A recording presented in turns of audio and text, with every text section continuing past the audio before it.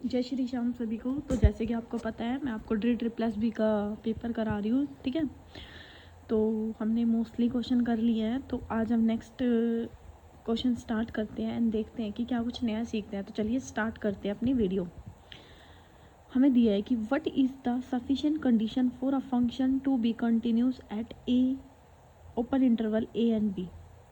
जब भी आप स्टेटमेंट वाले या फिर मतलब जैसे ये अब लिखा हुआ है ना, बिल्कुल स्टेटमेंट थ्योरी टाइप क्वेश्चंस करते हो, तो मेरा एक सजेशन है आपको कि आप ना अच्छे से ना जो इसकी डेफिनेशन मतलब जो भी आपको दिया है ना और पूछा क्या है उसको अच्छे से पढ़ो, मतलब इसके क्वेश्चंस को, ठीक है। देखो यहाँ पे क्या दिया है, what is the sufficient condition for a function to be continuous at open interval A and B. इसने बोला है कि कंटिन्यूस होने के लिए ओपन इंटरवल पे फंक्शन की क्या कंडीशन है, ठीक है। क्वेश्चन समझ में आया?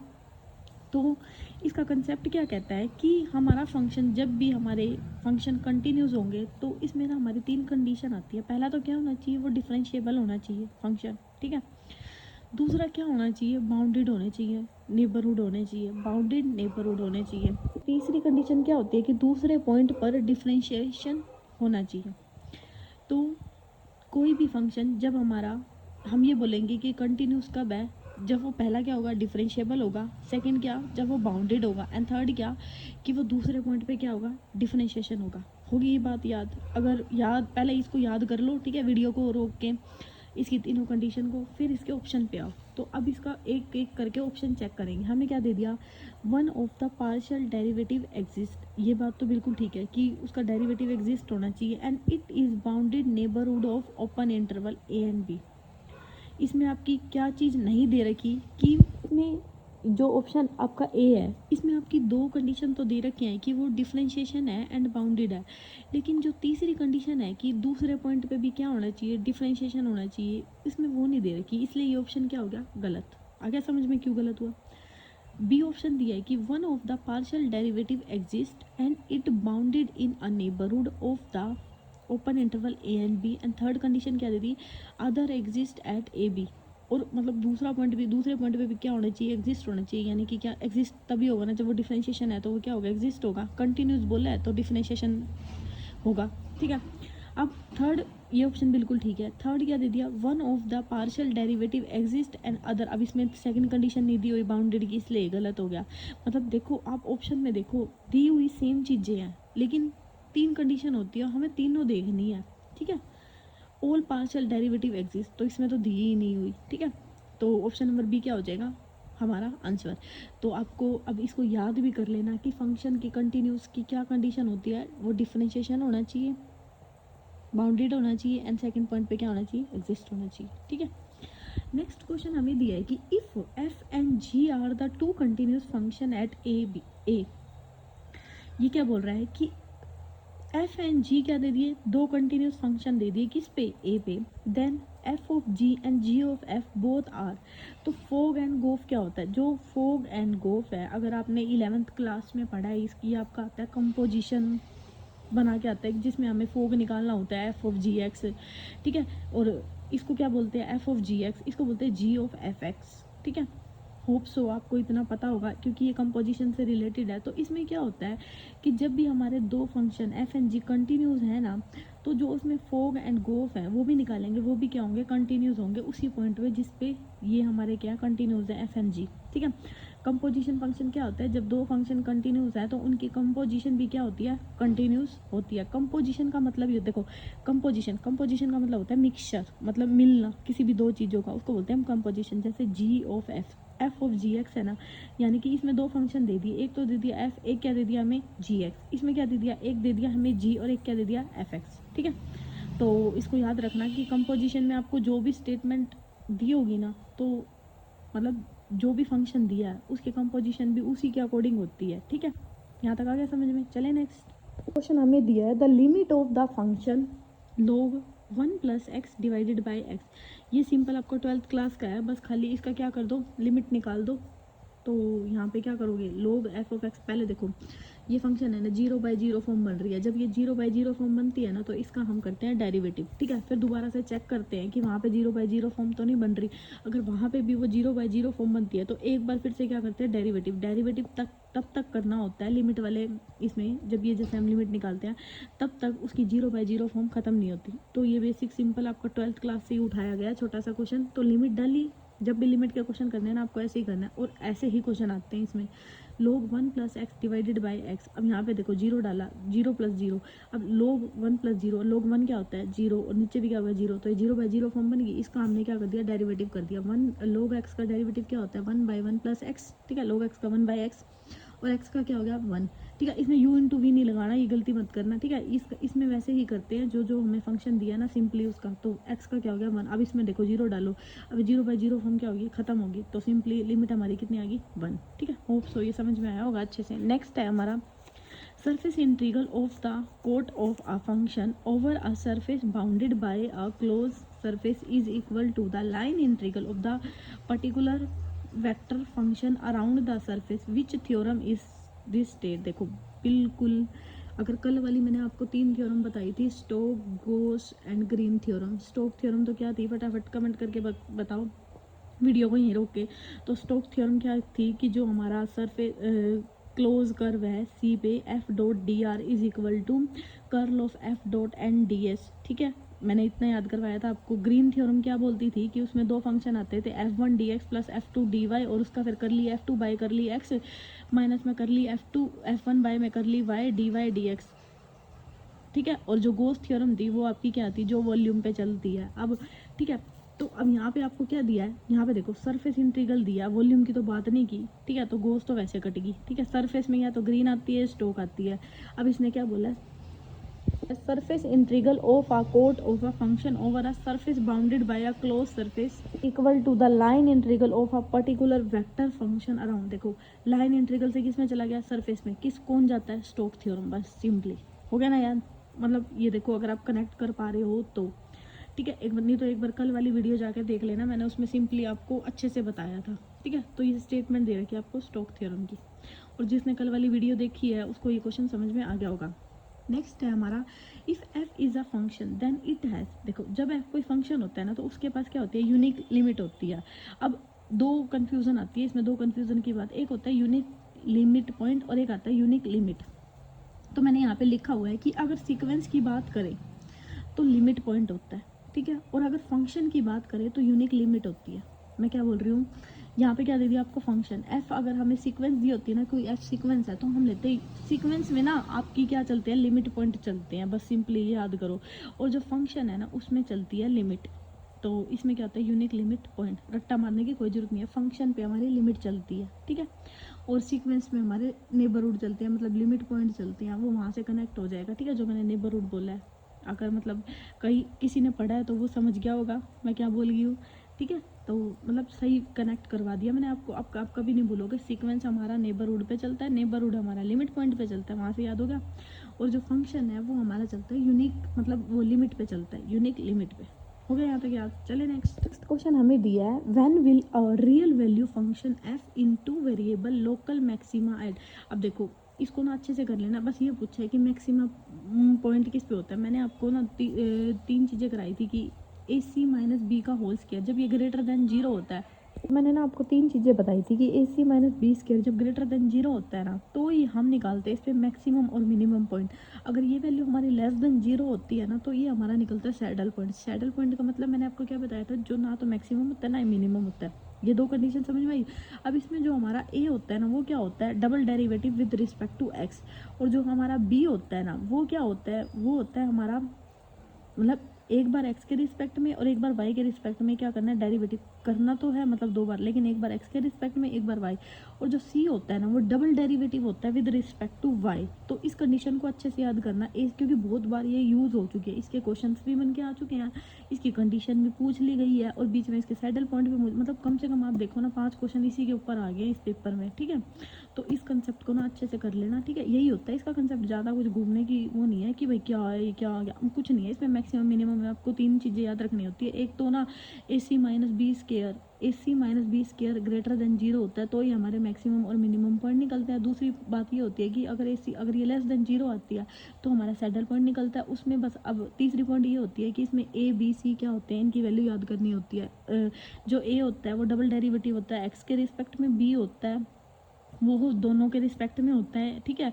और जो C होता है वो double derivative with respect to किस में होता है, y की फॉर्म में होता है, ठीक है। तो बस ये कंडीशन पूछी हुई है कौन सी है, एंड बताओ भाई कौन सी है। देखो AC यहाँ ये ठीक लिखे हुआ है, ठीक है। AC माइनस बी का होल स्क्वायर ग्रेटर देन 0, जिसमें हमारा A क्या होता है, इसने बोला है मैक्सिमम, ठीक है। मैक्सिमम पे क्या कंडीशन होती है, जो हमारा A होता है ना वो लेस देन 0 होता है, ठीक है। मैंने पहले बताया था कि ये मैथ में ना उल्टे चलते हैं आपके, तो ये बात गलत लिख रही है। जब ये लेस देन होता है तब हमारी मैक्सिमम वैल्यू होती है, और जब हमारा ये C होता है ना ग्रेटर देन 0 तो ये हमारी किस पे जाती है, नहीं ये मतलब A पे ही डिपेंड करती है maximum and minimum value.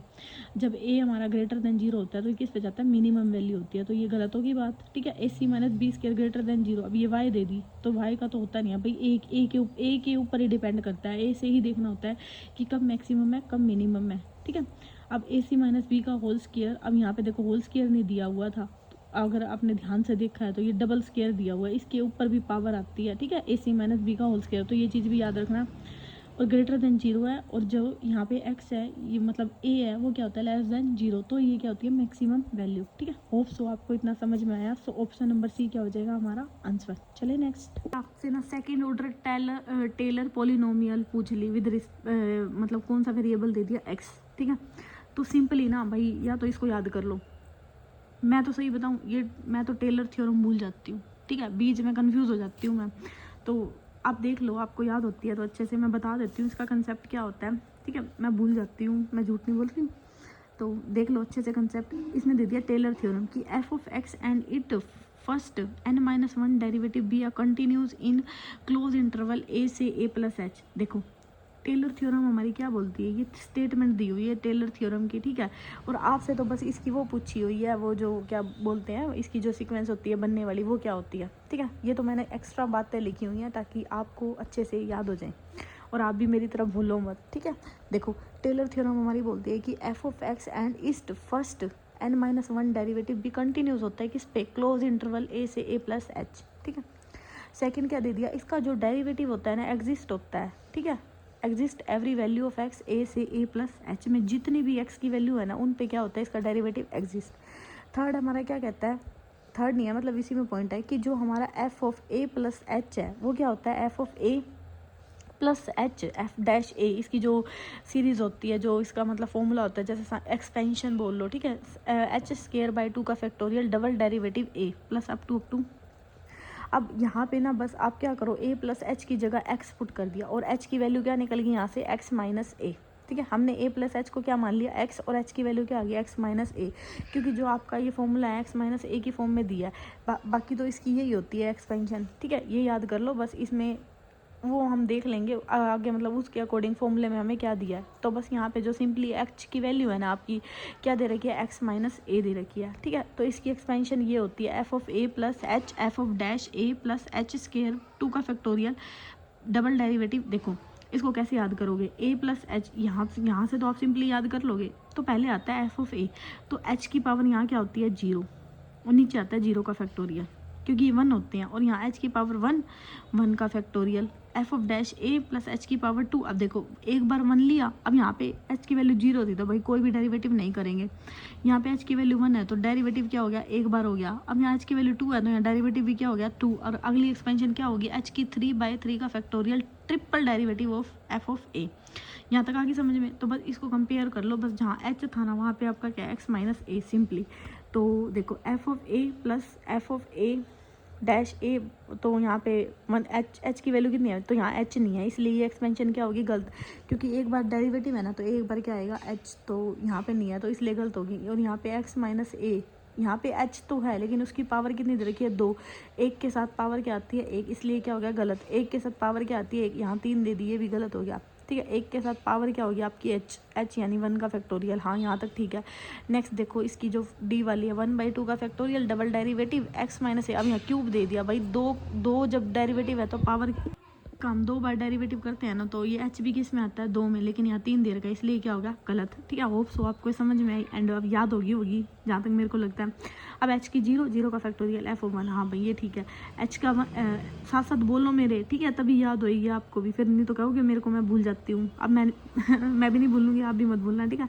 H का 1/1 का फैक्टोरियल f ऑफ डेरिवेटिव, ठीक है, एच की 1 है, नीचे 1 का फैक्टोरियल है और एक बार डेरिवेटिव है, बिल्कुल ठीक है। ये h की पावर कितनी 2 दे दी, 2 का फैक्टोरियल डबल डेरिवेटिव, ठीक है। और अगली अब टर्म क्या लिखोगे 1/3 का फैक्टोरियल 3 बार डेरिवेटिव x - 1 का a का क्या हो जाएगा क्यूब। तो ये क्या होती है इसकी सेकंड ऑर्डर टेलर एक्सपेंशन। आगे समझ में, होप सो आगे होगी, इतने अच्छे से बताइए, आनी चाहिए। अब तो क्वेश्चन हमें दिया है कि z = f of x y, x = g of t and y = h of t, then z is a differentiable function. देखो बिल्कुल वो कहते हैं ना बच्चों वाला क्वेश्चन दे रखा है। अब इस पेपर में पता है क्या कर रखा था, अगर आपने ध्यान दिया है तो इस पेपर में ना जो आगे वाले क्वेश्चन है ना वो तो मुश्किल दे दिए ताकि बच्चा पहले ही डर जाए, ठीक है। और इसके जो बाद वाले क्वेश्चन है ना ऐसे दे रखे हैं बच्चों वाले क्वेश्चन 12th क्लास के ऊपर, ठीक है। अभी आप ये पेपर देख रहे हो क्योंकि स्टार्टिंग में आपने देखा था कि टफ क्वेश्चन दे रखे थे, ठीक है, लेकिन एंड तक जैसे हम आ रहे हैं ना अप टू एंड, इतने बच्चों वाले क्वेश्चन है ना 1-1 मिनट में उड़ रहे हैं, ठीक है। अब यहाँ पे देखो क्या दिया हुआ है आपको, z दिया हुआ है फंक्शन x और y का, x क्या दे दिया g ऑफ t दे दिया, y क्या दे दिया y फंक्शन दे दिया h ऑफ t में, बस खाली सिंपली आपसे डिफरेंशिएशन पूछ गया, then z is a differentiable function of t। और क्या बताओ, बस खाली z का क्या पूछा है डिफरेंशिएशन पूछा है। तो देखो यहाँ पे dz/dt, तो यहाँ पे क्या आ गया df f आपका जो f है, f का हमने x के रिस्पेक्ट में किया और x किसके रिस्पेक्ट में जा रहा है, t के रिस्पेक्ट में जा रहा है। सिमिलरली जब हमने कर ली f अपॉन कर ली y किया और y किसके रिस्पेक्ट में जा रहा है, t के रिस्पेक्ट में जा रहा है। तो अब ध्यान से देखो, मैं आपको गलती बताती हूँ इसमें। अब पहला ऑप्शन देखो dz/dt, कर ली f अपॉन कर ली x। अब यहाँ देखो उल्टा लिखा हुआ, ये तो बिल्कुल ठीक लिखा हुआ dx/dt, ठीक है। और यहाँ पे देखो यहाँ y आने चाहिए, यहाँ y है ना तो यहाँ भी फंक्शन क्या आना चाहिए था y, लेकिन यहाँ x लिखा है इसलिए ये क्या हो गया कटिया। देखो इतनी सी मिस्टेक दे रखी है। वो कहते हैं ना नज़र का खेल है इस क्वेश्चन में, अगर आपकी नज़र और दिमाग दोनों अच्छा है ना, मतलब ये क्वेश्चन भाई इस क्वेश्चन में गलतियाँ होने के चांसेस हैं और एग्जामिनर ने ये इसलिए ही रखा है क्वेश्चन। तो मतलब आँख का खेल है, खाली दिमाग का। मतलब देखो अब यहाँ x है ना dx/dt, अब यहाँ y है ना, यहाँ y नहीं लिख रखा, यहाँ t लिख रखा है, तो ये इसलिए गलत हो गया क्योंकि यहाँ दोनों सेम होने चाहिए थे। सिमिलरली यहाँ dx/dy और ये इसलिए गलत हो गया, ठीक है। आगे ऑप्शन नंबर बी कैसे है, बिल्कुल मतलब आँख का खेल है, ठीक है। नेक्स्ट हमें क्वेश्चन दिया है इमेज ऑफ अब ये इसको ना अच्छे से कर लेना क्योंकि फिर एक और पेपर में ना इसके ऊपर कंसेप्ट है, तो यहीं पे याद कर लो, अच्छी बात है। Image of a close and bounded interval under a continuous map is. देखो जब भी आपको ना अगर कोई फंक्शन क्लोज और बाउंडेड है तो उसकी इमेज भी क्लोज और बाउंडेड होएगी, ये कंसेप्ट होता है। क्या बोल रही हूँ मैं कि अगर कोई फंक्शन ना क्लोज और बाउंडेड है तो उसकी इमेज भी क्या होगी क्लोज और बाउंडेड। और ये वाला कंसेप्ट फिर एक और पेपर है तीसरे वाला, उसमें यूज होगा, ठीक है। Image of a close and bounded interval under a map, तो फंक्शन भी कैसा होगा क्लोज एंड बाउंडेड। बस ये याद रखना कि कोई फंक्शन मतलब उसकी जो इमेज है ना वो वही होगी जो वो फंक्शन है, ठीक है। सिंपली रट्टा मारने की जरूरत नहीं है कि फंक्शन जो भी दिया ना उसकी इमेज वही होगी जो वो फंक्शन दिया। अगर वो कंटिन्यूस है, डिफरेंशिएबल है, बाउंडेड है, ओपन है, कुछ भी है तो उसकी इमेज भी वही होगी, ठीक है। हो गया यहाँ तक। चले नेक्स्ट क्वेश्चन हमें दिया है कि what is the value of the integral double derivative dx y dx मतलब x y dx dy where x goes from 1 to 2 and y goes 0 to 1। देखो ये क्वेश्चन क्या है, ये भी क्वेश्चन ना बहुत आसान है। इस क्वेश्चन में जब भी आपको इस टाइप का क्वेश्चन मिले ना और डबल इंटीग्रल मिले तो सबसे पहले तो भाई इसकी लिमिट चढ़ाओ। देखो x की लिमिट क्या दे दी 1 से 2 और y की लिमिट क्या दे दी 0 से 1, दोनों पे लिमिट चढ़ा दो, ठीक है। अब आपकी मर्जी है, या तो पहले इसका इंटीग्रेशन y के रिस्पेक्ट में कर दो या x के रिस्पेक्ट में कर दो। बस ये ध्यान रखना कि लिमिट का ध्यान रखना, जो इस पे जो लगाई है ना upper limit and lower limit वो किसकी है, ये मत कर देना बस x की जगह y कर दो, y की जगह x कर दो। नहीं, जो लिमिट आपने पहले ली है ना तो पहले उसी का करो। अब ये 0 से 1 किसकी है, ध्यान से देखो ऑप्शन में, मतलब स्टेटमेंट में 0 से 1 किसकी है, y की। तो सिंपली आप पहले y का इंटीग्रेशन कर दो, तो y का क्या हो जाएगा y²/2 और इस पे लिमिट लगा दो, ठीक है। यहाँ तक हो गया, y गया खत्म। अब एक इंटीग्रेशन पर मतलब डबल इंटीग्रेशन है ना, तो एक इंटीग्रेशन गया अब किसका बच गया x का, तो अब ले लो x की, क्योंकि इससे आप कंफ्यूज नहीं होगे, ठीक है। तो देख लेना जिसकी भी पहले आपने लिमिट लगाई है ना उसका इंटीग्रेशन कर देना सिंपली। बस ये 12th क्लास वाला है, होप सो आप कर लोगे। तो आंसर क्या आ जाएगा 3/4। चले नेक्स्ट। देखो ये मत मानना, अब जो थोड़ा सा था ना ये जैसे बच्चों वाला मैं मतलब बोल रही हूँ 12th क्लास का, तो इतना तो आप अंडरस्टूड हो कि कर लोगे, ठीक है। अगर फिर भी किसी को ये इंटीग्रेशन नहीं करना आ रहा तो कमेंट में बता देना, मैं बता दूँगी वो भी, ठीक है। बाकी सिंपली है ये, ठीक है, क्योंकि मेरा मेन मोटिव है मैं आपको ज़्यादा से ज़्यादा क्वेश्चन करा पाऊँ, ठीक है, अपने शॉर्ट टाइम में, मतलब 30 मिनट में आपको कम से कम 20 क्वेश्चन तो हो। मैं पूरी कोशिश करती हूँ कि 20 क्वेश्चन तो मैं ले ही लूँ एक वीडियो में, ठीक है। बाकी वो ना समझ, क्वेश्चन के ऊपर डिपेंड करता है कि क्वेश्चन कितना टाइम ले रहा है, ठीक है। और इस संडे ना आपको मैथमेटिकल मॉडलिंग की वीडियो मिल जाएगी, साथ साथ मैं आपको आपके कंसेप्ट भी कराती जाऊंगी, सिलेबस भी पूरा होता जाएगा, ठीक है, एंड पेपर भी होते जाएंगे, और अपना वो भी करते रहना साथ साथ थ्योरी, ठीक है। Let F is a curve, then what is the area of the F. देखो एफ एक कर्व है तो इसका एरिया पूछा है क्या है, तो सिंपली इसमें क्या करना है, इंटीग्रेशन का मेन कंसेप्ट एरिया को रिप्रेजेंट करना है। डेरिवेटिव का मेन कंसेप्ट क्या होता है, इंटीग्रेशन का मेन कंसेप्ट होता है आपका किसको, एरिया को रिप्रेजेंट करना, ठीक है। ध्यान दो मैं क्या बोल रही हूँ। और डेरिवेटिव का मेन कंसेप्ट होता है स्लोप को। तो इसने क्या पूछा है कि ये इसका कंसेप्ट है कि एफ एक कर्व है तो व्हाट इज द एरिया। अब एरिया देखो इंटीग्रेशन आ गया ना, इंटीग्रेशन एरिया पूछा है, तो सिंपली अगर यहाँ डेरिवेटिव होता ना तो हमारा यहाँ स्लोप की फॉर्म में कुछ होता, y equal to mx plus c, कुछ ऐसा बनता हुआ दिखाई देता है, मतलब लाइन की फॉर्म में बोल सकते हैं हम उसको, ठीक है। बट यहाँ एरिया बोला है तो एरिया हमारा इंटीग्रेशन में चलता है, तो इंटीग्रेशन हम दोनों का लेंगे एफ का, क्योंकि हमें एफ फंक्शन नहीं दिया, एक्स का है वाई का, इसलिए हम दोनों लेंगे डी एक्स डी वाई, ठीक है, आगे समझ में। और हमने यहाँ पे 2 वैल्यू क्यों नहीं ली, क्योंकि हमें यहाँ फंक्शन की वो नहीं पता कि वैल्यू है या नहीं है, लेकिन हम derivative D X D Y ले सकते हैं दोनों का, ठीक है। तो यहाँ तक आ गया समझ में। चले नेक्स्ट क्वेश्चन हमें क्या दिया है कि let F of X is a function, then F of X has discontinuity of the second kind at x is equal to A if.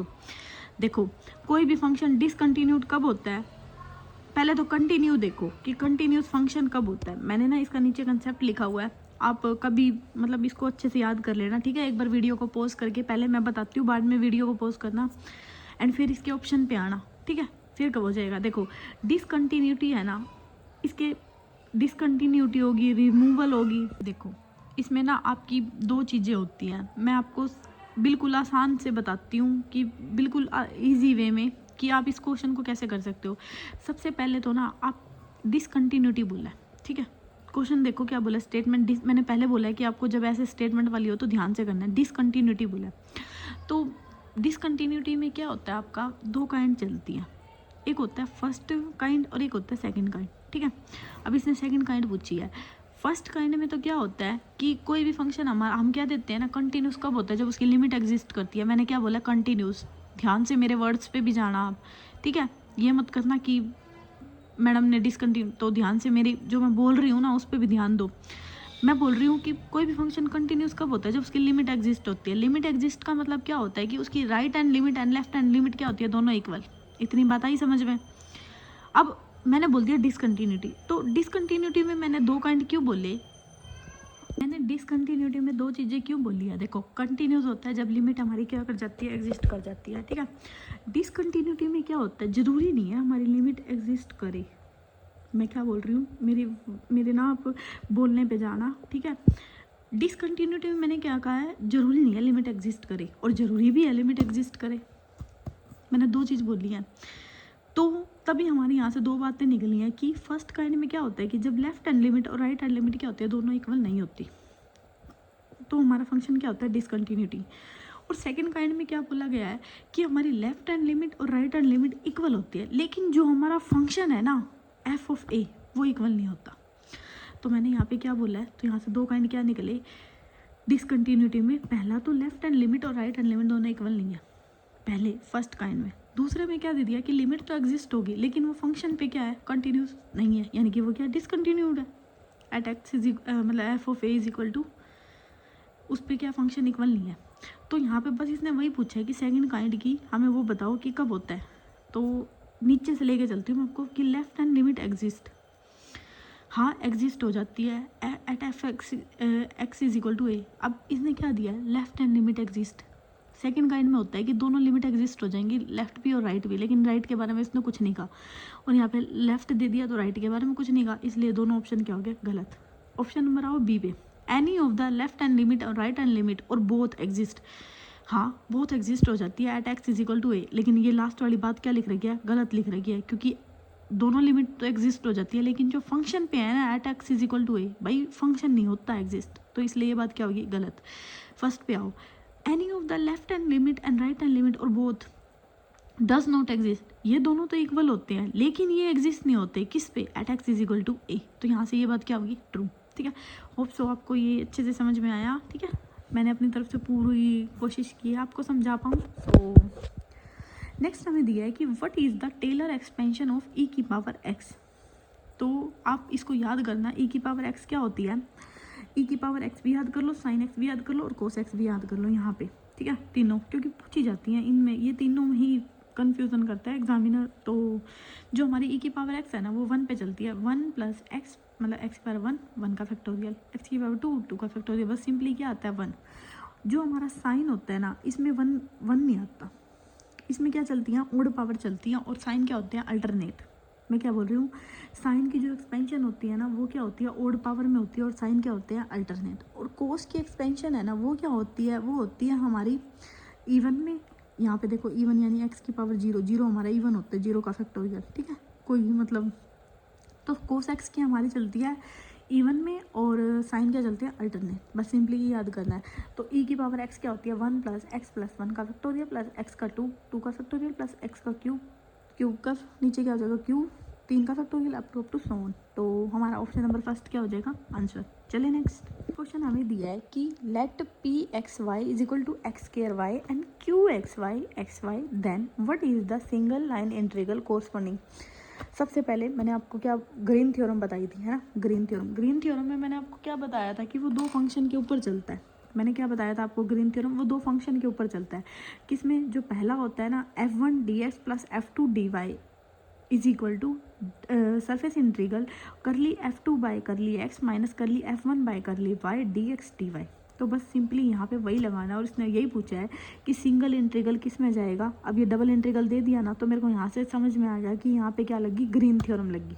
तो क्वेश्चन समझ में आया ग्रीन थ्योरम का किस टाइप का आया, होप सो अब आपको समझ में आया होगा यहाँ पे। ठीक है, क्योंकि यहाँ पे P और Q की फॉर्म में दे रखे हैं, तो सिंपली बस आप यहाँ पे फॉर्मूला लगाओ ग्रीन थ्योरम का, इसलिए मैंने आपको कहा था वो याद करो फॉर्मूले। ठीक है, तो इसलिए आप भी याद करो अच्छे से। तो यहाँ ग्रीन थ्योरम का फॉर्मूला हमने लगाया, सिंपली बस f1 की जगह आपका P दे रखा है, f2 की जगह आपका क्या दे रखा है, Q दे रखा है। तो करली f1 बाई करली क्या हो जाएगा, f2 किसके रिस्पेक्ट में जाएगा, यानी Q का तो हम करेंगे x के रिस्पेक्ट में, और इसका क्या करेंगे, y के रिस्पेक्ट में डेरिवेटिव। तो सिंपली बस इसको कर दो एंड वैल्यू पुट कर दो, you will get the answer. Option number A क्या हो जाएगा, आंसर। कर दोगे ना इतना, मैं उम्मीद करती हूँ इतना आप कर लोगे अब। ठीक है, और अगर नहीं हो रहा तो मेरे को बता देना, मैं आपको करा दूँगी। तो चलिए नेक्स्ट हमें दिया है कि व्हाट इज़ द मैक्यूविन सीरीज़। तो सिंपली कुछ नहीं है, आप इसको बस ऐसा रिज़ल्ट याद कर लो। वैसे तो मैंने इसका पूरा कंसेप्ट लिखा हुआ है, बट मुझे नहीं लगता मैं आपको ये मतलब कराऊँ ये पूरा, क्योंकि ना ये जो एक्सपेंशन होती है ना, ये सिंपली अगर हमको थोड़ा बहुत भी इसके बारे में पता है ना तो हम मार्क कर लेते हैं। ठीक है, तो बस आप इसकी ना सिंपली याद कर लो। मैं थोड़ा सा बता देती हूँ। देखो मैक्लीन थ्योरम क्या कहती है कि f of x be a function x, f of x can be expand in the extending power of the x। तो हमें यहाँ क्या दे दिया, f of x is equal to f of 0 x by 1 का factorial f dash 0 plus x square by 2 का factorial f double dash. तो simply है, इसको बस याद कर लो कि सबसे पहले क्या आता है मैक्लीन में, f of 0 plus x f of dash 0 plus x square by 2 का फैक्टोरियल f डबल डैश। वही आ गई इसमें, कौन सी, टेलर वाली। उसमें क्या था, पहले आपका वो एक्स मतलब एफ ऑफ ए ही चल रहा था उसमें। ठीक है, फिर उसके बाद 1 आ रहा था, 2 आ रहा था। देखो 1 है तो 1 का फैक्टोरियल एक बार, 2 है तो 2 का, जैसे टेलर। ठीक है, तो टेलर से कनेक्ट करके इसको आप याद कर सकते हो। सो इसको वैसे याद कर लेना डायरेक्ट। ठीक है, इसका कोई ट्रिक व्रिक या रूल नहीं है, कोई भी सिंपली याद करो। मैक्लीन हमारी क्या होती है, F of 0 plus x F dash 0 plus x square by 2 का फैक्टोरियल एफ डबल डैश 0। ठीक है, सो वीडियो को ज़्यादा लंबा ना करते हुए आज इतने ही करते हैं। होप सो 20 क्वेश्चन हो गए हैं जहाँ तक मुझे लग रहा है। ठीक है, मेरा मेन टारगेट 20 क्वेश्चन तक का ही होता है कि 30 मिनट के अंदर मैं आपको 20 क्वेश्चन करा दूँ अच्छे से समझा के। सो होप सो गाइस आपको वीडियो पसंद आ रही है एंड समझ में भी आ रहा है। सो अभी के लिए इतना ही करते हैं। सो बाय, मिलते हैं कल। Thank you so much for watching my video.